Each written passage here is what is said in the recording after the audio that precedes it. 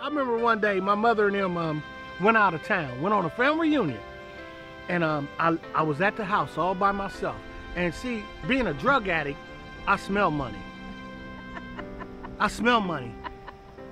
In this big old house that my mother had, you know, I realized it was about $700, and I found it. I tore the house up looking for it. And I found the $700. I went out and got high, and I done everything. I was still using, and he was in recovery, and he was serious about his recovery. Definitely. And I thought she was crazy because the only thing she done was talk. Oh, listen, you know, a lot of nerve. You know, and we ain't left each other since. The rest is history, yeah. I stayed real close to the fellowship of my recovery, and that was the key. She sent me to a workshop, and this person was talking, and I'll never forget that they talked something about, you know, the feeling that a child gets when they're awakened in the middle of the night with yelling and screaming. And I remember that because I would wake up and there would be yelling and screaming, and my heart would thump, and so I remember that a lot.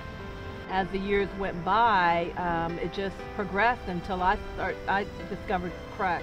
The stress of nursing someone with terminal cancer got to me, and so my crack use escalated as I was caretaking my dying mother. And then she passed away. And so there I was, you know, by myself with a crack habit and an inheritance. So that's a dangerous combo. I would drive around in this U-Haul with all of my stuff, go to the dope man, I'd go to Motel 6 or somewhere, use up all the dope until I'd go cash another check. See, one thing about when you're using is you don't care. And then I went to treatment, and as soon as I went, I mean, it was like light bulbs, fireworks, everything went. I was like, oh my God, I'm an addict too. Yeah. And I do a lot of service within our 12-step program and in the community, and that's kind of how I got involved with Adam H, because I wanted to do whatever I could to fight for people still struggling with this disease. Right. Without organizations like Adam H, I might not be standing here.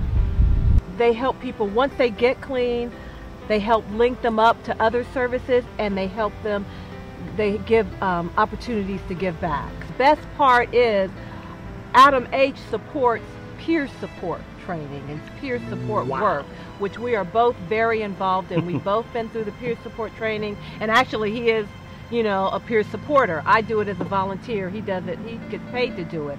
But that work is the most important, because not only does it help people see that it is possible to recover, to be in recovery, it also helps the people in recovery become advocates. It empowers us to be leaders in the recovery community. It empowers us to help somebody else. And somebody who's struggling with this disease, they will listen to somebody who's been there. We go to the prison systems. That's one of our big things. We go to the prison systems, Jackson Pike, whatever prison system in Ohio, I've probably almost been in. Not all of them, but I share my story in them. And what it is it makes me realize that if I use, I could be right back in here. I take a meeting into the workhouse once a month, and I chose that service commitment because I spent 93 days in the workhouse in the middle of my using. Right. And it doesn't matter whether it's burglary or prostitution or whatever it is, 90% of them, and that's being conservative, I believe, have an issue with drugs or alcohol. You know, it's pervasive. We do recover, and we do pay taxes.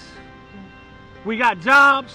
We're responsible. We get our kids back. We get our families back. Today, I'm a father. Today, I'm a father. I'm an uncle. I'm a husband. I'm a brother to my brothers and sisters that they can depend on today.